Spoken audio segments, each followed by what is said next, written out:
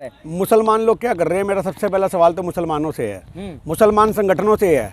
आप लोग रमज़ान रख रहे हो और आपके खुदा की किताब को जला दिया जाता है और आप लोग घरों में बैठ जाते हो। आप रमज़ान के बाद क्यों नहीं निकलती हो? आप रैलियां क्यों नहीं निकालते? आप मार्च क्यों नहीं करते? मुस्लिम संगठन कहाँ आज घरों में बैठ गए? क्या मोदी जी ने हायर कर लिया? सबसे पहला सवाल आम जनता से नहीं, मुसलमानों से होना चाहिए। उसके बाद दूसरा सवाल प्रशासन से होना चाहिए कि आपने इतनी छूट कैसे दे दी कि आप जय श्री राम का नारा लो और आप एक होली किताब को जला दो, हो पवित्र किताब को जला दो। आपको किसान आंदोलन याद है? किसान आंदोलन में एक पागल शख्स ने, जिसका मानसिक संतुलन बिगड़ा हुआ था, उसने बाबा जी की, गुरु ग्रंथ साहिब की बेकदरी करी थी, उसके पन्ने फाड़ दिए थे। तो शायद आपको वो वीडियो देखने को नहीं मिली कि सिख भाइयों ने क्या काम किया था। हालांकि हम उसका समर्थन नहीं करते, पर आज धर्म के ऊपर बात आती है तो लोग घरों से बाहर निकलते हैं। आज धर्म की बात आती है तो लोग अपने एजेंडे सेट नहीं करते कि अरे हो गया देखी जाएगी। अरे रमजान के पवित्र महीने में आप लोग चुप्पी साध लोगे। हम आपको ये नहीं कह रहे कि आप सड़कों पर निकल करके आगजनी करो, हम आपको ये नहीं कह रहे कि आप भी उन भगवाधारियों की तरह हाथ में तलवारें लेकर के निकलो, हम आपको ये नहीं कह रहे कि आप भी जाकर के मंदिरों में आग लगाओ, पर हम आपको ये जरूर कहते हैं कि अपने हक की आवाज को मजबूत करो, निकलो घरों से बाहर और मोदी सरकार की तानाशाही का जवाब मांगो कि आखिर क्यों हमारे अल्लाह के साथ छेड़छाड़ की गई, आखिर क्यों कुरान शरीफ को जलाया गया, आखिर क्यों मस्जिदों पर पथराव किया गया। क्या हम अपने देश के अंदर शांतिपूर्वक ये उकसाना नहीं है, अपने हक की आवाज को बुलंद करना है। मैं आपसे फिर कह रहा हूं, आप शांतिप्रिय तरीके से अपने बाहर निकलो, मार्च निकालो, प्रदर्शन करो। मोदी सरकार की जो एक आम जनता के बीच में छवि है उसको लेकर के जाओ कि आज आप कुरान जलाओगे, उनके ऊपर कार्रवाई की मांग करो, डरने दो। आप मेरी बात सुनो, जिसको आप भड़काना कह रहे हो इसको लोकतंत्र में प्रदर्शन करने का तरीका कहते हैं। आप संविधान के बारे में जानकारी लीजिए, आपको संविधान के बारे में पता होना चाहिए। मोदी सरकार ने थोड़ी ना जलाया, किन बंदों ने जलाया? उन बंदों की जांच कौन करेगा? होम मिनिस्टर से सवाल है, आखिर कब इस्तीफा देगा? आज किसी दूसरे बंदों की सरकार होती है, कांग्रेस की सरकार होती थी तो ये भाजपा वाले नंगा नाच करते थे। एक आगजनी हो जाए, एक पथराव हो जाए तो ये अपनी सरकारें होते हुए कांग्रेस पे मरते थे। मेरी बात सुनो, कश्मीर में 1979 में दंगे हुए, आप समझो इस बात को। कश्मीरी पंडित आजकल बेघर हैं, आज तक उसका ठीकरा ये लोग कांग्रेस के सर पे फोड़ते हैं। क्यों? क्योंकि इनको यही नहीं पता जनता को कि उस समय सरकार किसकी थी। अरे जब सुनो मेरी बात, मैं उल्टा टांग क्यों तो होम मिनिस्टर पूरे देश का नहीं है क्या? उसमें बिहार काउंट नहीं होता क्या? बिहार हमारे भारत का राज्य नहीं है? होम मिनिस्टर से बोला जाए तुम्हारी इंटेलिजेंस एजेंसियां क्या कर रही हैं? अरे आप एक प्रदर्शन में निकलते हो तो आप ये बात याद रखो, अगर आप कोई जुलूस निकालो, आप कोई धार्मिक रैली निकालो, आप कुछ भी निकालो, आपको इतना बड़ा लव लेटर पुलिस थाने में देना पड़ता है कि आपकी यात्रा में कितने बंदे होंगे, आप कौन कौन से सामान लेकर के जाओगे, आपको पुलिस प्रोटेक्शन साथ भेजी जाती है, 50-100 पुलिस वालों का काफिला आपके साथ में होता है। तो आज बिहार के अंदर, पश्चिम बंगाल में वो पुलिस वाले कहाँ थे? हमारा उनसे सवाल है, वो बिहार पुलिस कहाँ थी? वो पश्चिम बंगाल की पुलिस कहाँ थी? आज सबसे बड़ा सवाल है, क्या वो घरों में सोई थी? अरे सुनो, आप एक फोटो लगाओ, पहले आप एक पीढ़ी के बाद जो है आगजनी। अरे पथराव हुआ तो पत्थर कहाँ से आए? आप समझो, आग लगाई गई तो उनके बाद आग कहाँ से आई? पुलिस वाले क्या कर रहे थे? इंटेलिजेंस ब्यूरो क्या कर रही थी? अमित शाह के ऊपर सवाल क्यों नहीं दागे जाते कि तुम्हारे से अपना देश नहीं संभाला जा रहा? तुम बात करते हो राहुल गांधी की, तुम बात करते हो कांग्रेस की। अरे पहले जिस गद्दी पे बैठे उसका सम्मान करना सीखो ना। मोदी जी को अपनी गरिमा का पता है कि मैं इतने बड़े पद पे बैठा हूं, उनको अपनी भाषा में मर्यादा रखनी नहीं आती। ना अमित शाह को यह पता है कि भैया मैं एक गृह मंत्री हूं, मेरे काम क्या है। इनको पहले काम बताने पड़ेंगे। इनको सब लोगों को पहले लाइन में लगाओ, भाजपा वालों को आप समझो, इनको बताओ एमपी के क्या काम होते हैं, निगम पार्षद के काम होते हैं, आप जो मंत्रालय चला रहे हो उसका क्या काम होता है। गिनी सनी जहां जहां जो ये घटना घटी है वहां पे भाजपा की सरकार नहीं है।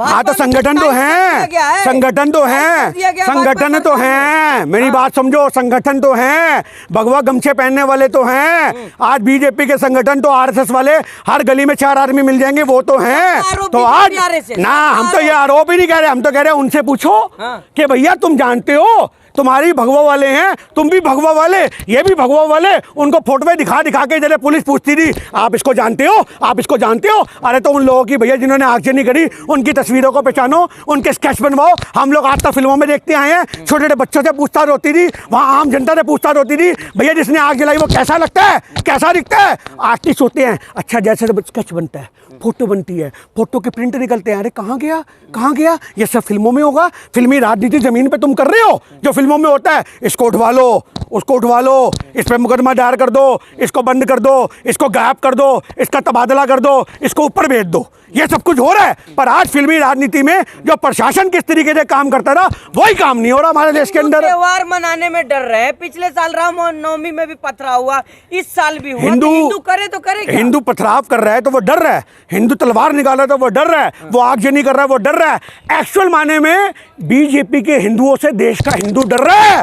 आप गली गली जाओ, वो कहते हैं आम जनता जो हमारे देश में हिंदू है, जो सनातन धर्म को मानने वाली है, वो गली गली लंगर लगाती है। हनुमान जयंती पे ऐसी कोई गली नहीं थी जहाँ गली के नुक्कड़ पे आपको छोले पूड़ी, आपको आलू पूड़ी, आपको चावल छोले, मेरी बात सुन लो, वो खाने को ना मिले। अरे तुम सनातन धर्म को बदनाम कर रहे हो, तुम हिंदू धर्म को बदनाम कर रहे हो, तुम हिंदुओं को बदनाम कर रहे हो, तुम राम को बदनाम कर रहे हो, तुम भगवा के रंग को बदनाम कर रहे हो, तुम उनके चोले को बदनाम कर रहे हो, साधु संतों को बदनाम कर रहे हो। उनके चोले ओढ़ लेते हैं चोर लोग, और चोर लोग उनके चोले ओढ़ने के बाद सनातन धर्म को बदनाम करने की क्रिया हमारे देश में चल रही है। मैं आपसे फिर कह दूं, हमारे देश का हिंदू शांति प्रिय है, आप समझो इस बात को। हमारे देश का हिंदू भड़काऊ नहीं है, पर आज ये ऐसे कुछ लोग हैं जो हिंदुओं का पूरा नकाब ओढ़ करके सारे समुदाय को बर्बाद करने में लगे हुए हैं। हमारे देश में ना मुसलमान भाईचारे के खिलाफ जाता है, ना हिंदू भाईचारे के खिलाफ जाता है। इस भाईचारे को भड़काने वाले अगर कुछ है तो वो सियासत है। आज अल्लाह को और कटघरे को, आज अल्लाह को और राम को कटघरे में खड़ा करके ये पूछते हैं, बताओ अल्लाह बड़ा या राम?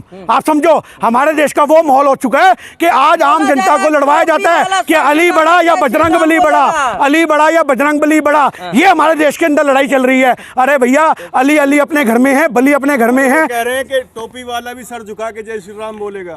आज आप लोग मंदिरों के बाहर जाकर के या मस्जिदों के बाहर जाकर के जो उनके धार्मिक स्लोगन आप लोग बोलो।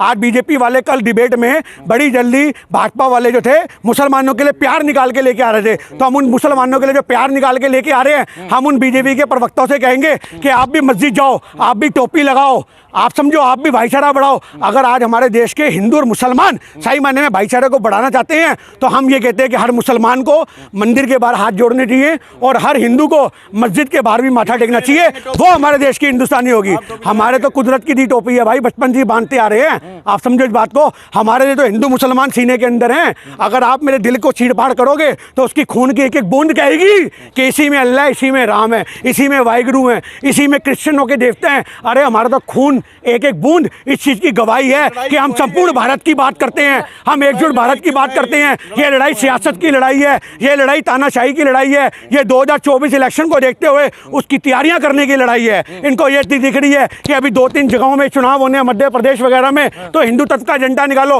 अरे कांग्रेस वाले इलेक्शन लड़ते हैं ना, तो वो उससे पहले अपनी रणनीतियां निकालते हैं, एक प्रोजेक्ट निकालते हैं, एक मैनिफेस्टो बनाते हैं कि हम विकास के लिए रेलवे में ये करेंगे, हम महंगाई के लिए ये करेंगे, हम इसके लिए ये करेंगे। बीजेपी वालों का मैनिफेस्टो क्या होता है? हम यहाँ मंदिर बनाएंगे, हम यहाँ मस्जिदें तोड़वाएंगे, हम मुगलों के चैप्टर हटाएंगे, हम हिंदू मुसलमान को भिड़वाएंगे, जहाँ पे हिंदुओं की आबादी ज़्यादा होगी वहाँ पे मुसलमानों को भेज करके दंगे करवाएंगे। इनके दिमाग में दंगे चलते हैं, कांग्रेस के दिमाग में विकास चलता है, इनके में दंगे चलते हैं। आरोप क्या लगा रहे हैं भैया? 2002 किसको भूलता है?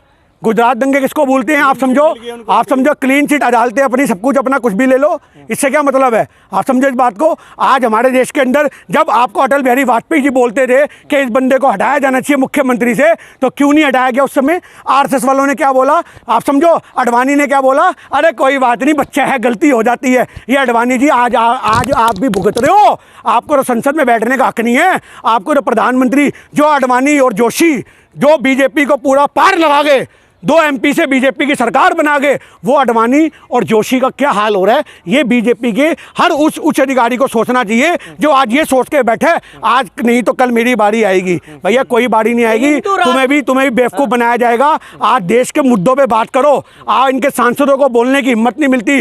संसद में अगर ये बोलते हैं तो मोदी जी की लाल आंख देख करके इनके विधायक, इनके MP जमीन पर नीचे बैठ जाते हैं, क्योंकि इनको पता है मोदी जी ने इशारा कर दिया, वो चुप्पी का है। तो ये हमारे देश में तानाशाही सिर्फ और सिर्फ देश में नहीं है, इनकी पार्टी के अंदर भी है। गिन्नी सनी जिस बिहार के जो हिंदुवादी संगठन कर रहे हैं, अगर बाबा की सरकार होती तो अब तक जो बुलडोजर चला दिया जाता पत्थरबाजों पे। आप एक छोटी सी बात करो, आप पहचान करो, और बुलडोजर यूपी से बिहार रवाना करो। हम तो कहते हैं बिहार रवाना करो, चलवाओ बुलडोजर, वहां पे जाके भाजपा वाले धरना प्रदर्शन करें, बैठे भाजपा वाले खुद जाएं। आज भाजपा के संगठन, आज मेरी बात सुनो, तो बैठो ना, तो इससे क्या मतलब है? किसी की भी सरकार हो, अगर किसी की भी सरकार में गलत हुआ है तो तुम आवाज नहीं उठाओगे?